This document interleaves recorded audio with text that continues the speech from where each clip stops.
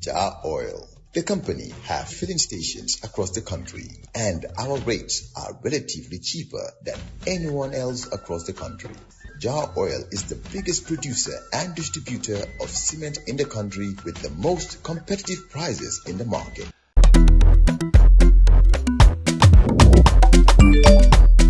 Axel jam si Wave.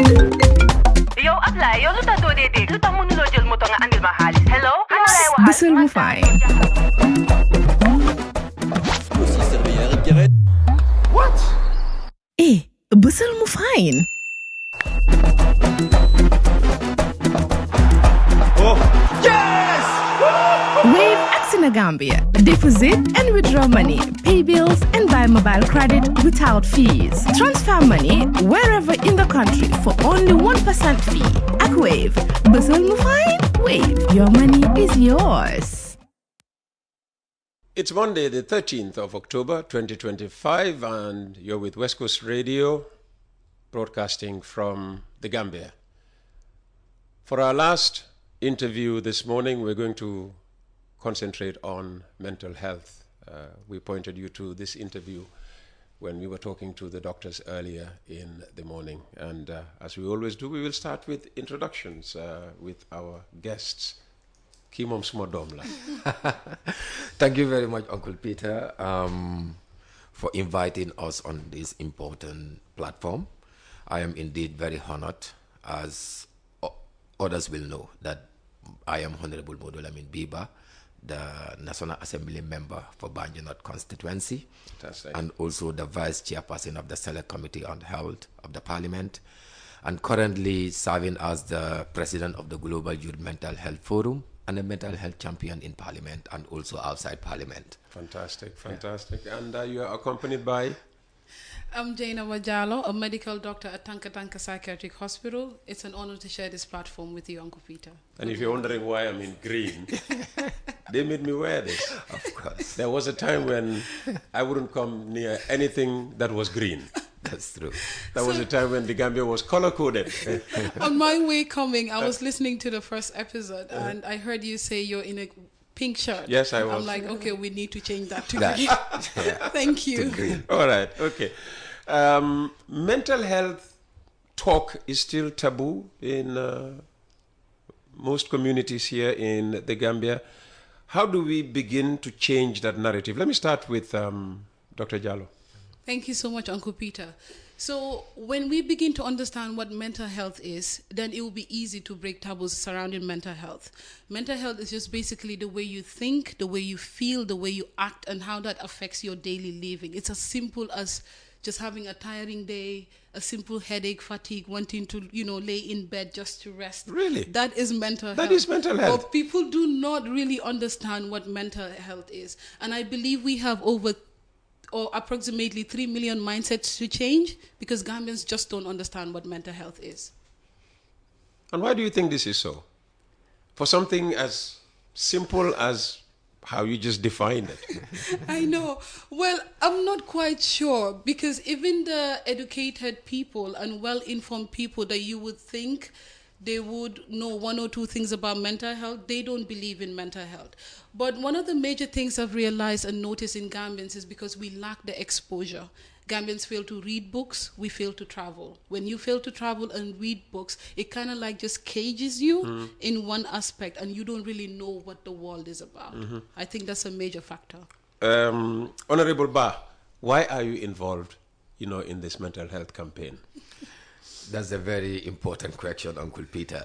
Understanding that there is no health without mental health. This is the main reason why I am involved. There is no health without mental health. So if I have malaria, how is that linked to my mental health? Of course, it has to do a lot with your mental health because by the time you feel like the level of fever that is within you, that inconvenient situation can automatically work on your mental health and make it look like something, like we normally say in terms of depression. You might feel like that because of the fever, you might feel depressed, even anxiety. You might feel afraid that I might die because of the level or the severe as far as the fever is concerned. So that is why, as far as my understanding and also my passion is concerned about mental health, is because I believe, and I will always keep on believing today, tomorrow, and forever, that there is no health without mental health. Okay, all right. And what are some of the things that can lead to mental health? If you talk about malaria, they tell you, well, if you expose yourself to the mosquito, that causes malaria and get bitten by it, you will contract malaria. What leads to mental illness? With mental illness, I believe there are so many contributing factors. But just to give you just two, that is, one, if you feel depressed, that can be a situation whereby it might lead to mental illness, and also anxiety, which is something that is very fundamental, which we, of course, normally experience. And when we talk about this mental health, we also have what we call mental illness.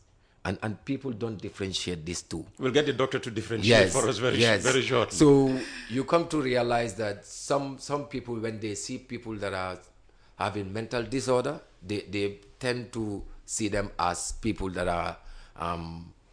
are suffering from mental health. But sometimes it is always very important to understand the dynamics. That is why I even went further, not only to advocate about mental health, but also to involve or to have conversations with people like Dr. J to better understand, because these are people that are experts. Because for me, I am not a health worker, neither a psychiatrist, but someone who advocates in terms of when it comes to what can we do at the parliament, or let's say in the parliament rather, to see how best we can improve in two sectors. That is, one, to legislate, that is to come up with very good laws, progressive laws, to address issues surrounding mental health, understanding that mental health is the cornerstone of any developing country. And two, to make sure that we appropriate proper funds to our hospitals that take care of patients that are suffering from mental disorder. And I think these are very fundamental things that we can do as the apex authority in this country, given the mandate by the Constitution of the Republic of the Gambia to legislate and also to appropriate during budget session. That brings me to you, Doctor. So I hear health, mental health. I hear illness, mental illness. I hear disorder, mental disorder. Right. Are they all one and the same thing, or are they different? And if they're different, can you just define each one for us? Right. So they're absolutely different things. And before I get into the definition, I'd just like to highlight 5 contributing factors that can affect someone's mental health. Sure. Because you asked the question. Yes, I'll I did. just buttress on what he said. Yes. So first, if you lack a religion aspect has been shown in data that is quite important in helping people in check with their mental health. Or if you lack a religion? If you lack a religion. Thank God I don't. Lack of religion. So unemployment is another factor. If you have a first-degree spouse that died during that grief period, people are shown to be, more prone to having mental disorders. And if you have a family history of mental disorders, all these are contributing factors to mental illness. So mental illness can be hereditary? Yes, it can be hereditary. And another thing that's affecting us Gambians is the usage of drugs. So drug overdose, drug usage is number 1 in this country to begin with. No wonder. That's the first suspect. When somebody has mental health issues, the first suspect is Lumo Jeffo. Well, exactly. That's the first thing. Exactly. I'm not the that's always what we get. So mental health, like I defined before, the way you think, the way you act, the way you feel to help with the activities of your daily living. So mental illness, disorders, challenges are literally the same thing, but then we're taught to use terms that are not stigmatized.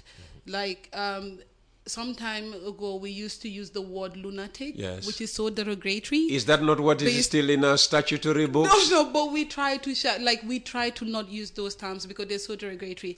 So an aspect of mental health advocacy and awareness is actually teaching the public, the media like yourselves, to use terms that are not with the stigma that surrounds mental health. So if you use a mentally challenged individual instead of a lunatic, someone suffering with a mental illness instead of a lunatic, someone with a mental disorder, these are all nicer tones compared to the derogatory terms that we had before. And what are some of the most pressing mental challenge issues that we are faced with as a country? I'm so glad you asked that question, Uncle Peter, because currently as we speak, the Ministry of Health is launching its investment case report right now at the OIC. And when you take a look at this report, you will see some staggering numbers. So I'll start with one. In 2024, the report stipulates that $768 million was used towards mental health disorders. $768 million. That is a whopping amount. Exactly. And guess what? Guess how much money was redirected towards it? Only $7 million. Hello. Hi. So there's a whole disparity of amount that people will sit and wonder. So number one, I'll say funding. The lack of funding is there. That's why I always tell Honorable, if the Minister of Health... Well, there shouldn't be a lack of funding. If there was so much appropriated to mental health, if it was given, we wouldn't be talking about lack of funding now. But right. I see where you're coming from, so go ahead. So I always tell him and his counterpart NAMS that when the Ministry of Health comes in to defend the health budget, health is the only aspect when we need to put politics aside and come together to work for the common good. Now, the Abuja Declaration stipulates that every African country, because if you go to Banjul Hospital, EFSTH now, and you want to meet paracetamol in the pharmacies, it means that when the minister goes to the National Assembly to defend its budget, if it's less than that 15% that the Abuja Declaration, send him back, make sure it gets to that amount before you approve it. If you have an issue and you want to use a CT scan or an MRI, which is non-functional, Gambians love to complain, we love to, but it's so easy. This is something that the WHO has said, every African country, if you want to reach your maximum amount of, healthcare delivery that would be standardized, this is what you need to get from your GDP. But Gambia is always short of that 15%. Just this year, we just got 9.1 out of the 15%. So, of course, when you go to the hospital, the lab would not work, the paracetamol would not be there, and the MRI might be dysfunctional, because we lack the funding. It's so important. So imagine if that extra money is topped up on the 9.1 and that's diverted to mental health, we'll be talking about different things. Absolutely. That's very true. You have a major challenge, yeah? She just pointed out what National Assembly members need to do. So, what do you plan to do in that regard? Not to be honest, there are a lot of things that we already put in place and we are still working on it. And one thing that we realized before was members of parliament having that awareness, that is to widen their horizon to understand issues surrounding why do we have to invest when it comes to matters surrounding health. For instance, 15% of the budget should go to health, and if the minister comes with anything short, even 14.999%, you say, no, go back. Not to be the honest, absolute minimum is it has to hit 15%. This is so simple. That's the truth, Uncle Peter. But looking at the current situation, like C mentioned, just this year's budget is about 9.1%, because we're talking about the entire budget.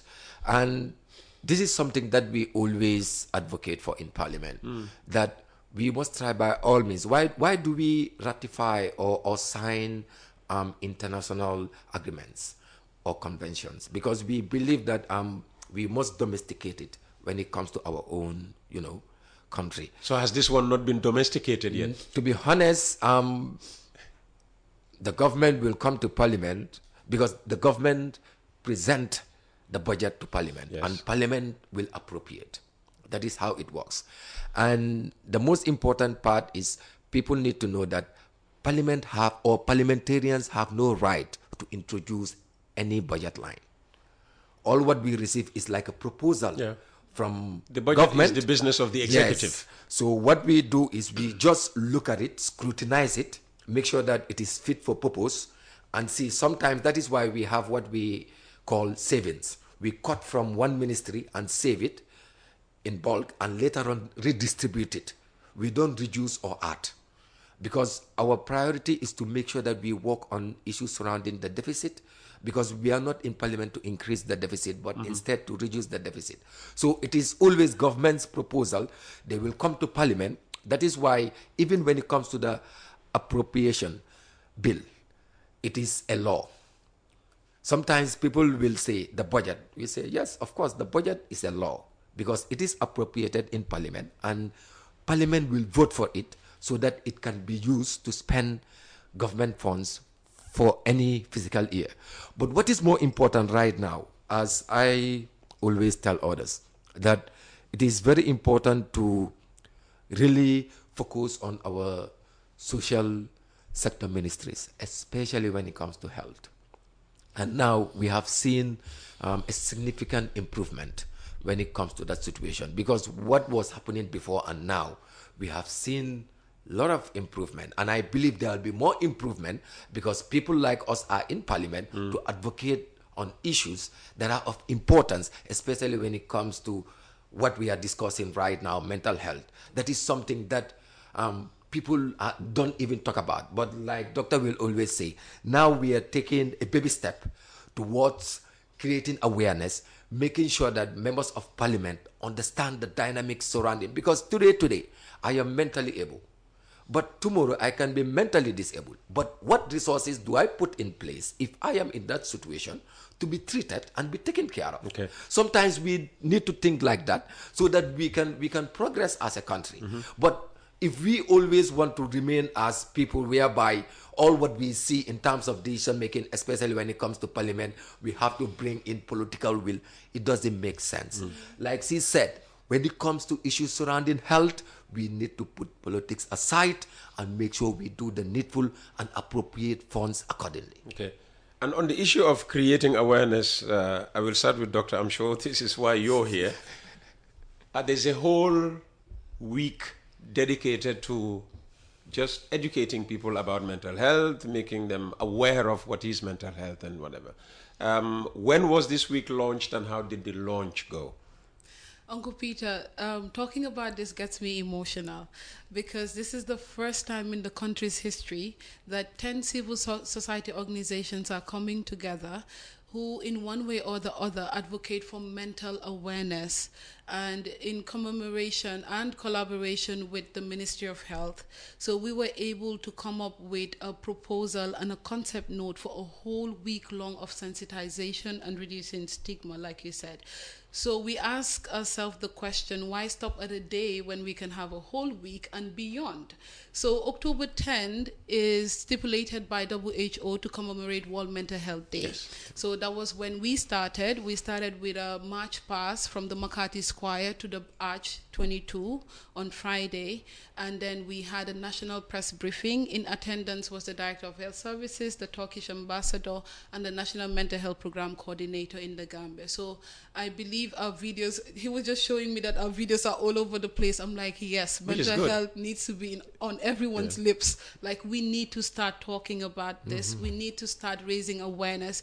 October can be pink, but it can equally be green as well. Sure. So green is the color of mental health. Green is the color of mental health. Okay. And I'm seeing Comium and Global Properties sponsoring. So by the time we're done today, I'm sure you'll have sponsors for green October as well. I hope so. For mental health. I hope so. Because it's quite important. And why is his participation important?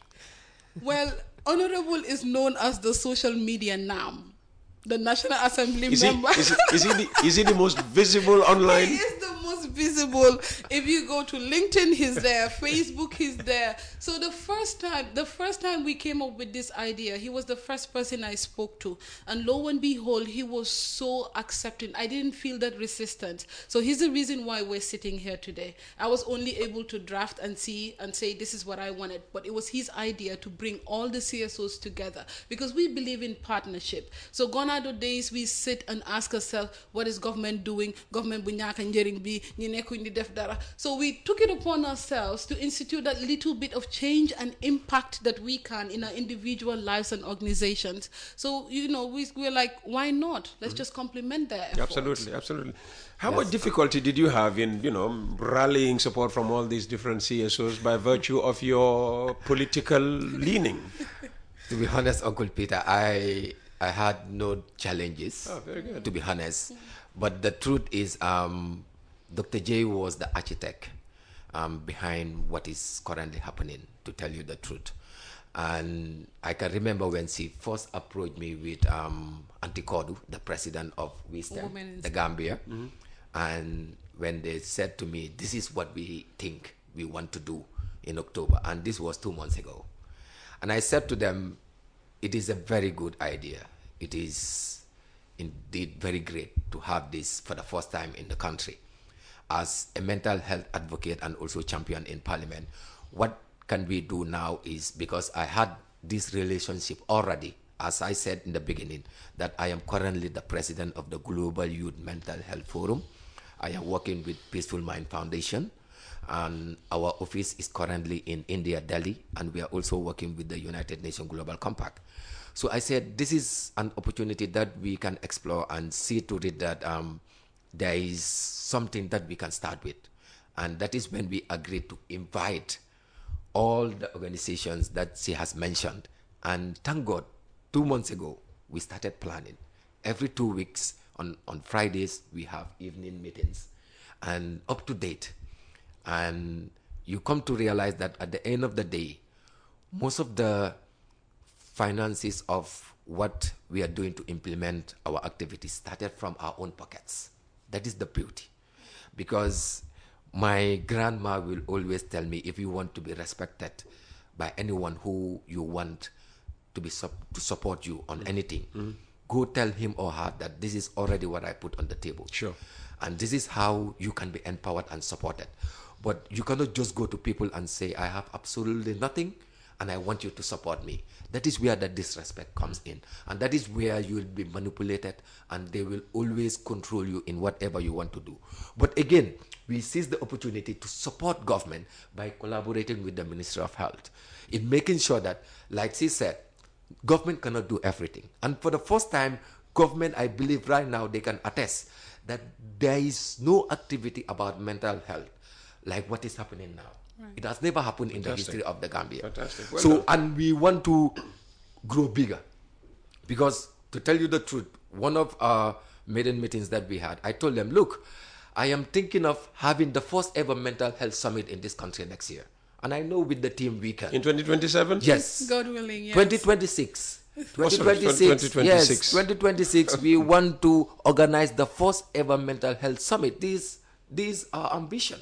And you time it to coincide with October the 10th? Suma kilifa den male wane ni ne domi adama danga am bebet, and you work towards that. Absolutely. Baby. And that is how we are. We are so excited to be part of this organization. We are so excited to be part of this initiative.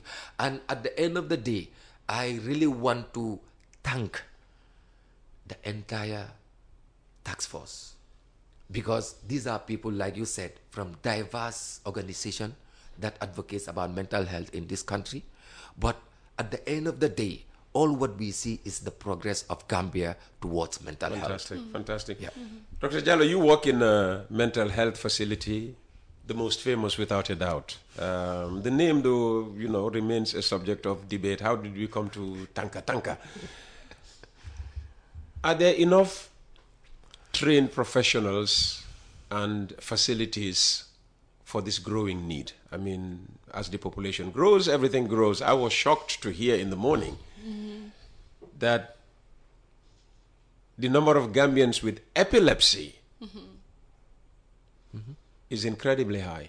Yeah. And I'm assuming that mental health issues are, equally so. So do we have enough trained professionals and facilities? Okay, so I'm glad you asked that question. Currently speaking, we have only 4 psychiatrists in the Gambia, and none of them are Gambians. Oh. Yes, none of them are Gambians.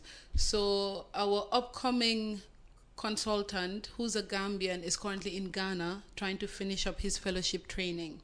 So there's a need. This is one of another major challenge. Apart from funding, we need the human resources as well. So there's a huge need to step up and have our own trained Gambian mental health specialists and psychiatrists. So we do have a resident psychiatrist by the name Dr. Bakari Toure, and we have 3 other medical officers who are interested in psychiatry, but the training is quite long before you get there. But now that we're showing a little bit interest from the doctor workforce, I think it's a dawn of a new era for mental health in the Gambia. Tell us what happens at Tanka Tanka and what Tanka Tanka really is. Is it a rehabilitation center? Is it, I don't know. A treatment. Well, Uncle Peter, how do I begin? Well, you work there. You should know. Well, we will try not to put anyone under the bus. But like I always say, Gambia is taking baby steps when mental health is of concern. Before, I used to think we were still in the womb, but now we are delivered and we're taking baby steps. Not bad. Yes, because I think it's good to give the Ministry of Health their flowers, give them the accolade. Because this is the first time in Gambia's history where we have a mental health bill being passed in Parliament to become an act. We've been using the Lunatic and Detention Act of 1917, which is over a century years old. So based on that act, everything we're doing in Tanka Tanka is illegal because we're not following it. Oh. Right. So this current Minister of Health and the ministry and the team took it upon themselves to do something about that, because the Mental Health Act is so important. It's the foundation that governs everything with mental health, from treatment to rehabilitation to everything mental health. That's the foundation that governs it. And it's quite important for a country to have that. So secondly, it kind of seems like the baby steps, like I said before. So Tanka Tanka is a hospital. It's supposed to be a hospital. Okay. It's supposed to be a hospital. It's not a hospital yet, per se. Yes, Yeah, okay. because the land was donated in 2009 by the former president, and this Dutch organization just came and built something very, just to accommodate them. But the issues are plenty. The issues are just too much. So And how much support do you get from government? Just the 7 million, like the data said. And we need about 768 million. Well, they voted 760 million for mental that should health. be the investment. Yeah. That should be. So the data is really lacking. Yeah, okay. Yeah. Okay, and how can someone, seek help if they're struggling emotionally and find it difficult to speak out? Right. So depending on where you are, sometimes you might not see a doctor, but there are trained nurses in psychiatry as well, depending on what region you are. So we're pleading to each and every one, if you know someone or have a family member that you feel like they're becoming low, not talking to you, not that kimom dafa hamade du wa ken surombe sa du nuyo soko nuyo du de tonto. Like, you don't know what that person is going through. You don't know what they're So such behavior should trigger something in everybody's Those mind. are major signs of depression. And people don't even know what depression is or where to start from. And if you don't know, then you would not be able to help anyone.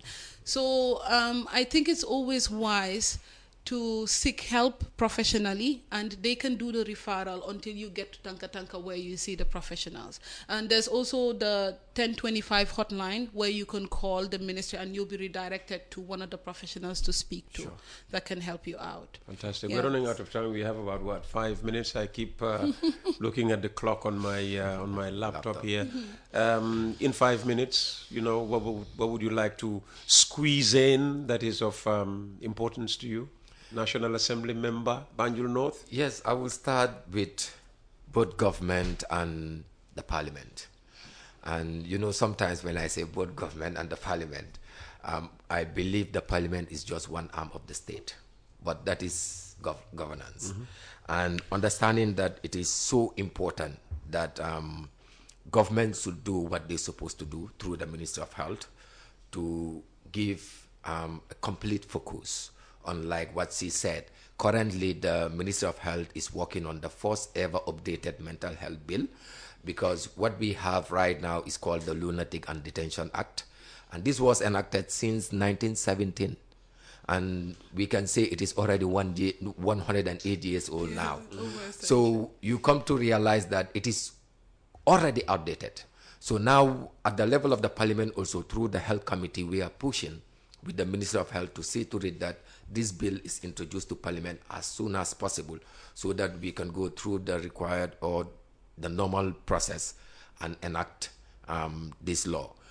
And apart from that also, I will also want to seize this opportunity to urge my fellow honorable members. I know and I believe that we are having more mental health champions in Parliament, but let them also make sure that they do the right thing, especially when it comes to the appropriation of funds, when it comes to issues surrounding mental health, because I believe this is very important. We are the only body in this country that have the powers to appropriate, because these powers are given to us by the Constitution. So we must try by all means to prioritize and make sure that, and also understand that this is of importance, because like I said before, today I am mentally able. That is why I am sitting here talking to you. True. But the next second, not even the next day or next minute, You the have next no second, idea what will happen. I can start saying things, you'll be like, what is wrong with my this jarbat? So this is something that we must put into consideration. So if that situation arises, what do we put in place in terms of resources, in terms of structures? Because we mentioned so many things that has to do with what can we do to address issues surrounding mental health. Structures counts. Fantastic. Because right now, I must bring in Dr. yes, Jallo, to be honest, for the the issue of decentralization of structures also is very key as far as our advocacy is concerned. You don't expect somebody who is mentally disabled all the way from Bolonkono, that is Koina, and you want to bring him or her all the way to Tankatanka. yeah. Yes, so all these things we need to put into consideration. Absolutely. But again, I really want to thank the entire National Task Force and also the Minister of Health through their mental health unit program for making this dream come to reality. Fantastic. Yep. And just finally, Dr. Jallo, what role can the media like us, schools, and community leaders, especially religious leaders, play in, raising awareness about mental health issues? Thank you so much, Uncle Peter. Now, all the three aspects that you named, we have programs for them.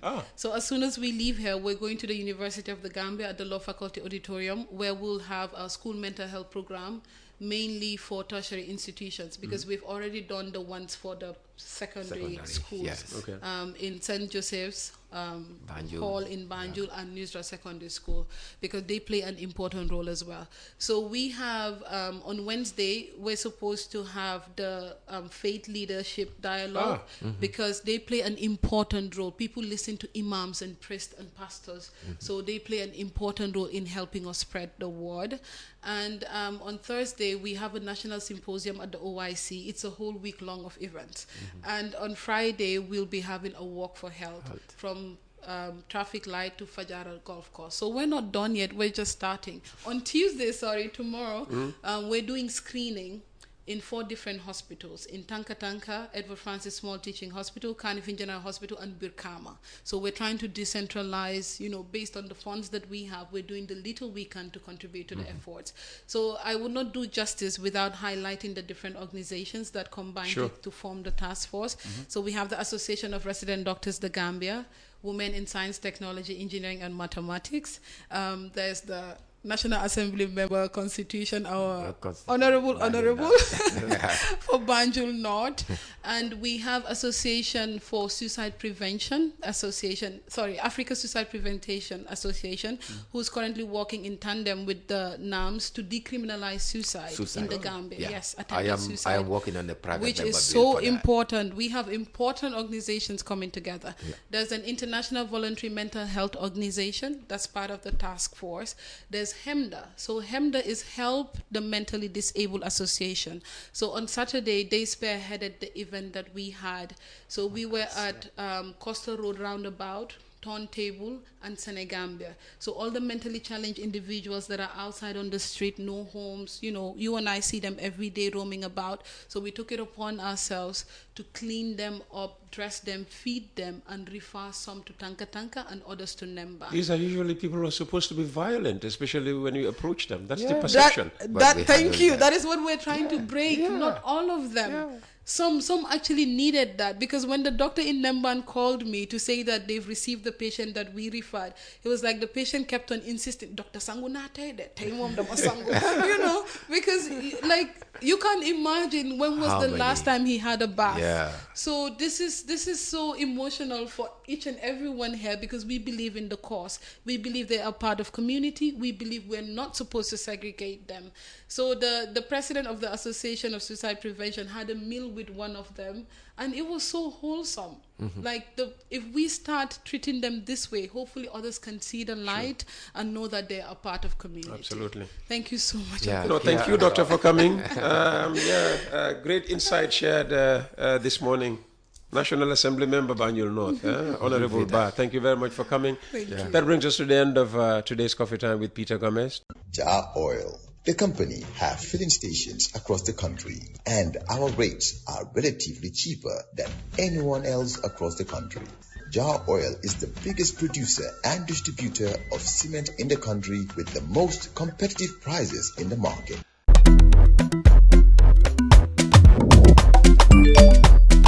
Excellent jams, Wave. Yo, apply. Yo, luta do dede. Luta mënuloo jël moto nga andil ma xaalis. Hello? Busel mu fine. What? Busel mu fine. Oh, yes! Wave Accina Gambia. Deposit and withdraw money, pay bills and buy mobile credit without fees. Transfer money wherever in the country for only 1% fee. Ak Wave. Busel mu fine. Wave. Your money is yours.